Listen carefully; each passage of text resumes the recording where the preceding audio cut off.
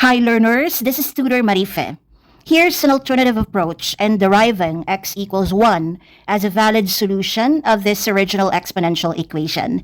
Again, let's refer to this factored equation in terms of variables a and b, then utilize the zero product property. We have quantity 3a minus 2b times quantity 2a minus 3b equals 0. Based on this property, if the product of two factors is 0, then at least one of the factors is 0. Let's focus on this first factor, 3a minus 2b, equated to 0, then derive x equals 1. Remember that in the first video, we've made these representations. We've let 2 raised to the power of x equals a and 3 raised to the power of x equals b.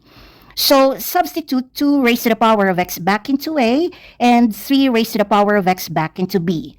By substitution, this equation becomes 3 times 2 raised to the power of x minus 2 times 3 raised to the power of x equals 0.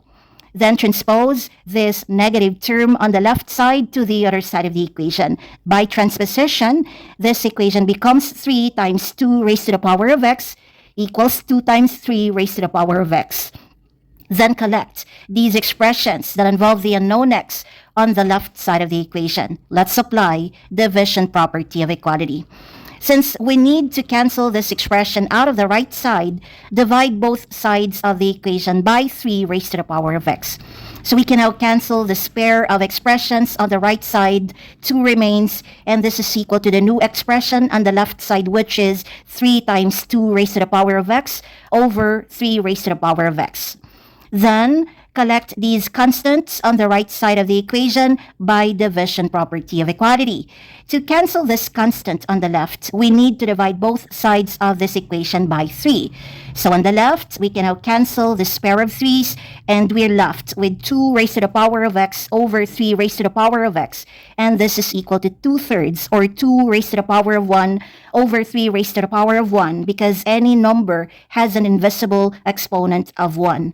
Then apply the converse of the power of a quotient rule into this equation.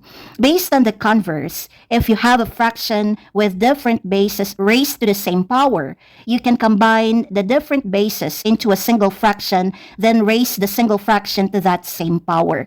So this left side becomes the combination of the bases 2 and 3 into 2/3, then raise 2/3 into the same power of x.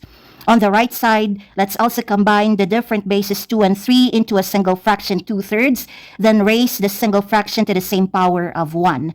So we now have this resulting equation, quantity 2/3 raised to the power of x equals quantity 2/3 raised to the power of 1.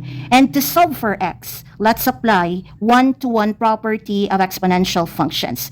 Based on this property, if we have two exponential expressions with the same base and are equal to each other, the exponents must also be equal. So equate these exponents, we derive x equals 1 as the valid solution of this original exponential equation.